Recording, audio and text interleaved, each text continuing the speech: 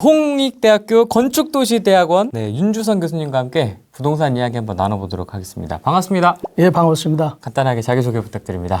예, 저는 이제 도시계획과를 나와서, 그러니까 도시계획을 전공해서 도시계획 기술사를 취득을 했습니다. 우리가 취득할 때 굉장히 어려웠는데, 저는 이제 그 기술사를 건설회사에 있을 때 취득을 했어요. 그래서 건설회사에서 이제 주택사업부를 맡고 있어서, 그때부터 이제 도시계획 업무와 주택사업 업무를 쭉 하다가 이제 홍익대학교로 왔는데, 최근에 제가 이제 대한국도도시계획학회에 도시계획 명예전당에 이제 헌액이 돼서 아주 굉장히 영광입니다. 4년 정도 지났고요. 이제 한 1년 정도 남은 것 같습니다. 문재인 정부의 부동산 정책에 대한 평가, 그리고 이번 상승장은 어떻게 보시는지. 평가 두 번째 상승장인데, 평가를 하게 되면은 이제 이게 모든 정책은 그래요. 정부가 얼마나 개입할 거냐. 케인즈 학파의 논리죠. 그래서 정부가 개입을 하게 된 배경이 이제 대공황 이후에 시장은 실패했다. 정부가 나서서 직접 시장에 개입하지 않으면은 국민들의 삶이 어렵겠다. 이렇게 생각이 들어가지고 이제 케인즈 학파가 정부의 시장 개입을 주도했죠. 그리고 이제 그렇게 한 결과 그것이 전부가 아니다. 그래서 이제 프리드만이 이렇게 해가지고는 뭐 정부가 개입을 해가지고는 국민의 삶이 조금 개선될 수 있을지는 모르지만 부작용이 너무 많다. 시장에 맡겨야 되겠다. 그래가지고 이제 시장주의 이렇게 크게 나눠지는데, 아마 이번 문재인 정부의 모든 정책은, 주택 정책과 함께 모든 정책은 시장에 정부가 개입을 해야 어려운 사람들에게 주택 공급도 많이 해주고 또 불평등도 해소하고 주택 가격도 안정화시킬 것이다. 이런 이제 생각을 하고 있어요. 그런데 이제 그 결과가 보면은 2020년도에 결과가 나타났잖아요. 집값이 뭐 많게는 어떤 지역은 100%, 그러니까 2배까지 뛴 데도 있고, 수도권에는 집값이 안 올라가는 곳이 거의 없을 정도고, 그리고 최근에 이제 LH 사건에서 나다시피 전 국민이 부동산 투기가 어떻게 일어나는가 하는 것을 목도하게 된 사건이 벌어지잖아요. 그동안에 많은 학자들이 얘기하고 또 많은 전문가들이 얘기했다시피 시장 주도의 어두운 측면이 아주 여실히 드러난 거죠. 그렇기 때문에 잡으려고 했던 집값은 안 잡아지고 부작용만 많이 났다 해가지고, 저는 뭐 25번이 됐든 뭐 몇 번이 됐든 그런 정책의 횟수가 중요한 게 아니라 시장에서 국민들이 느낄 때는 이렇게 가가지고 과연 제대로 된 주택 정책을 우리가 볼 수 있을까라는 의구심이 드는 지금 시점이잖아요. 그런데 이제 앞으로 그래도 주택 가격이 뭐 잡힐 것이다. 최근에 뭐 여러 가지 이렇게 자료를 보면은 인플레이션이 이제 돈이 많이 풀려서 인플레이션이 올라가기 때문에 또 다주택자들이 이제 세금 때문에 집을 내놓을 것이다. 뭐 등등 여러 가지 이제 폭락론 아니면은 이제 안정화론 뭐 이런 것이 지금 많이 시장에 떠돌잖아요. 근데 제가 볼 때는 이 책에서 쓴 대로 주택 가격이 어떻게 형성되는지에 대한 가격 형성 구조를 제대로 모르기 때문에 그냥 그동안에 이제 여러 언론이나 공공주도를 혹은 토지 공개념을 이런 걸 주장하는 그런 분들에 의해서 주택 가격은 떨어질 것이다. 시장이 붕괴될 것이다. 뭐 제3의 대공황이 올 것이다. 이렇게 생각을 하고 그렇게 이제 발표들 하고 그분들은 그런 생각을 얘기하는데, 이 책을 쓴 저자들과 저는 지금 현재의 우리 서울시를 비롯한 수도권과 전국의 집값은 상당 기간 동안에 잡기 어려울 것이다. 그런 생각이 들어요. 그러면 이제 얼마까지 올라갈 거냐 뭐 이런 얘기는 이제 쭉 제가 오늘 그 얘기를 하면서 이제 말씀을 드리겠지만, 아마 상당 기간 동안의 집값 잡기는 지금과 같은 정책, 즉 이사 대책이 과연 주택 가격을 잡을 수 있는가라는 거 저는 좀 회의적입니다. 가격 형성 구조를 저희가 일단 알아야 되겠네요. 네, 그러니까 가격을 이제 보통 주택 가격이 사람들은 이제 최근에 주택 가격을 뭘로 보세요? 올라가는 이유를 유동성. 그래서 유동성이 많아서 풍부하기 때문에 올라간다. 그래서 이제 유동성 곡선이 이제 이렇게 쭉 있으면은 그 유동성의 곡선만큼의 실물 경제가 받쳐줄 것이다 해가지고 올라간다 이렇게 얘기를 하잖아요. 근데 저희들 이 책을 쓴 저자 네 분의 생각은, 저를 포함해서 이제 네 분의 생각은 뭐냐면, 유동성이 미치는 영향은 반드시 있죠. 근데 그것은 크지 않다. 유동성이 미치는 영향은 크지 않고, 그러니까 이런 얘기예요. 만약에 내가 돈을 뭐 수십억을 갖고 있어요. 그런데 집값이 올라갈 거라는 생각을 안 하면 사질 않잖아요. 그렇잖아요. 근데 왜 집값이 올라가냐면 이런 거죠. 앞으로 우리 서울시의 주택 보급률이 지금 현재 얼마냐 그러면 서울시에서 발표한 거는 뭐 98% 이렇게 얘기를 해요. 신주택 보급률이 있고 이제 구주택 보급률이 있는데 신주택 보급률은 뭐냐면 주택 보급률에 주택의 수를 셀 때 오피스텔 다가구 이거 호수를 다 센 거예요. 다가구 한 채에 16가구가 있다 그러면 16채 이렇게 센 거예요.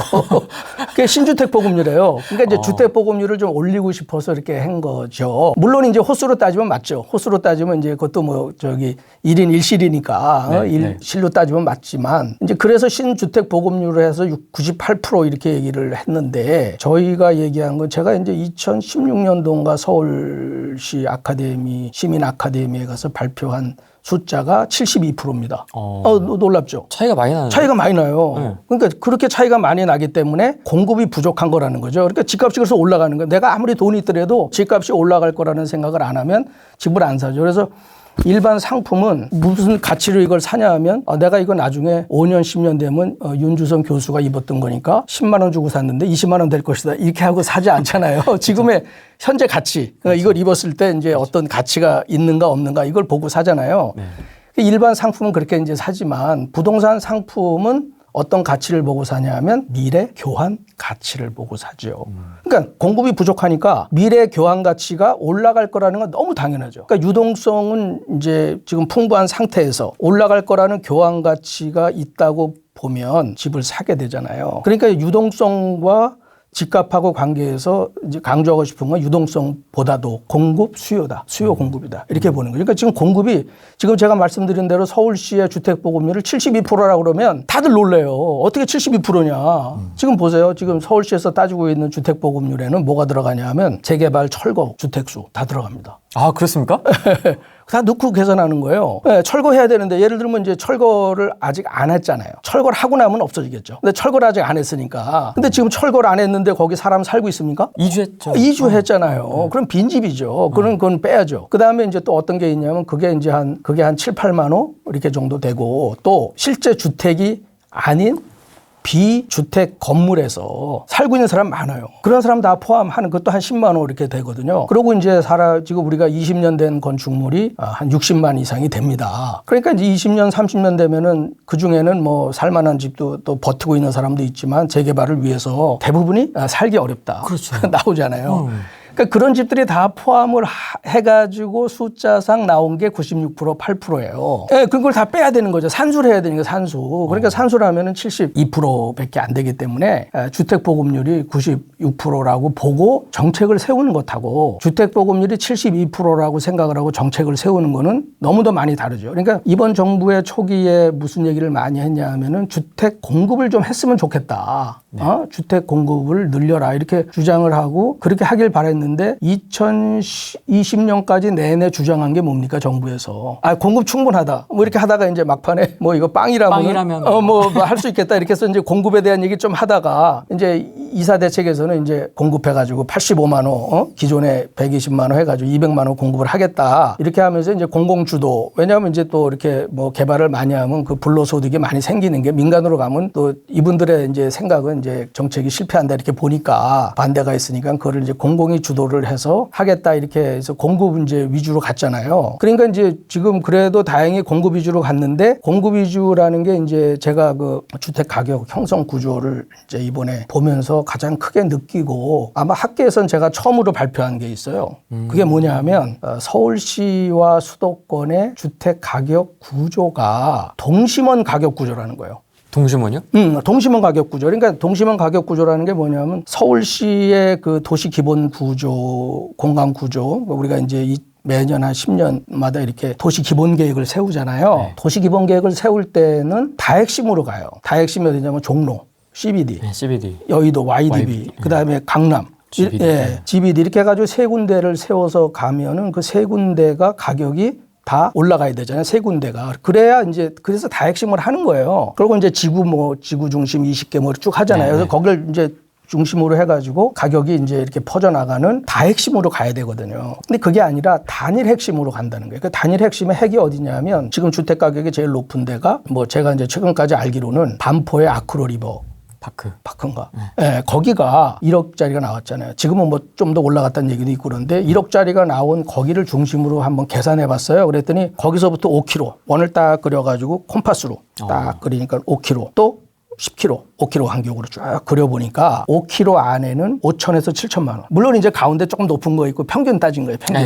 응? 그래서 이제 5천에서 7천 정도가 나오고 딱 5kg마다 1,000만 원씩이 이렇게 떨어져요. 근데 반포를 중심으로. 네, 반포를 중심으로. 그러니까 이제 그게 뭐냐면 결국은 어디가 가격을 올리고 있는가라는 거죠. 그래서 제가 이제 이거를 1980년도부터 찾아본 거예요. 아, 이게 지금 최근의 일이겠지. 최근에. 그래서 1980년도부터 그걸 찾아보니까 1980년도에도 강남 고 에어리아를 중심으로 해가지고 옛날에 가격은 뭐 한 200만 원 차이가 나다가 또 500만 원 차이가 나다가 1,000만 원씩 차이가 나는 게 형성이 똑같아요. 그러니까 지금은 뭐냐면 고착화되어 있는 거예요. 강남의 어떤 지역을 중심으로 가격이 동심원 구조를 그리고 있다.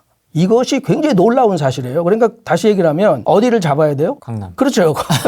제일 높은 데를 잡으면 되잖아요. 센터를. 네. 센터를 잡으면 되잖아요. 근데 그 센터를 잡을 수 있다 없다? 없다는 거죠. 왜 없냐면 거기는 다르니까. 그래서 제가 이제 저걸 잡을 수 있을까? 잡을 수 있다는 것은 뭐냐면 사람들이 글로 가기를 싫어하면 너무 비싸니까 못 들어가니까 가기 싫다. 또 위화감을 느끼니까 난 거기 살고 싶지 않다. 거기는 너무 혼잡하다. 그런 것 때문에 혹시 다른 데로 사람들이 이주할 생각이 있는가 신도시나 조사를 해봤어요. 그랬더니 서울 수도권에 살고 있는 사람의 제가 1,500명을 했거든요. 1,500명이니까 숫자 괜찮아요. 모수가. 모수가. 그래서 이제 플러스 마이너스 이제 3% 정도의 이제 오차율이 나오는 건데 해보니까 42.6%가 어디 살고 싶어요? 네, 거기 살고 싶은 거예요. 42.6%가 거기 살고 싶은 거예요. 그러니까 제가 이제 항상 하는 얘기가 뭐냐면 집을 많이 지면 뭐하냐. 200만 원을 지면 뭐하냐. 뭐 서울에 85만 호를 지면 뭐하냐. 내가 살고 싶은 곳에 집을 져줘야죠. 그러니까 살고 싶은 곳에 집을 안 짓고 아까 얘기한 대로 전체적인 서울시의 주택 보급률이 부족한 상태. 그러니까 절대 부족한 상태에서 내가 가고 싶은 곳, 살고 싶은 곳, 내 자녀들에게 살라고 권유하는 곳, 내 지인들에게 거기서 같이 살자고 하는 곳, 내가 나중에 나이 먹었을 때 거기서 살고 싶은 이런 살고 싶은 곳에 집을 져줘야 되잖아요. 그게 안정이 되는 거잖아요. 그럼 거기 얼마를 져줘야 되느냐라고 내가 42.6%를 가지고 그냥 아주 그냥 그 일반인들이 이해하기 좋게 딱 계산을 해보니까 85만 원이에요. 강남이에요. 강남. 그러니까 강남이라는 게 어디냐면 강남, 서초, 송파, 강동. 그래서 이제 저는 그걸 이제 이렇게 네 개로 나눠가지고 이제 동남권 그렇게 제가 이제 정리를 했는데 그곳에 42.6% 85만 원을 줘줘야 되는 거예요. 5년 동안. 그럼 매년 얼마를 줘줘야 됩니까? 거기에 17만 호. 그러니까 17만 호를 거기에 지어줘야 강남 집값이 어느 정도 잡힐 것이다. 근데 지금 정부가 거기 강남에 이게 이제 보면은 최근에 뭐 장관도 얘기를 하고 서울시에서도 공급을 하겠다 이렇게 했지만 거기에 지어지는 게 5만 호도 안 돼요. 서울시 전체가 지금 뭐 9만 호 뭐 이러고 있는 판이니까 3, 4년 만에 공급 대책으로 돌아간 거는 그래도 굉장히 다행인데 상당수가 어디다가 짓겠냐라는 것은 집값을 잡을 수 있는 곳에 짓겠다가 아니고 그냥 짓겠다는 거예요. 그러니까 이제 그거는 뭐냐면 제가 뭐 이제 학교에 있으니까 뭐 어디에다 땅을 사라 뭐 어디가 어떻게 된다라는 거를 다른 유튜브처럼 제가 구체적으로 말씀드릴 수는 없지만 지금 뭐 제 얘기만 들어도 거기 가격이 안 떨어지면은 그 동심원 구조로 가는데 떨어지겠냐 이거.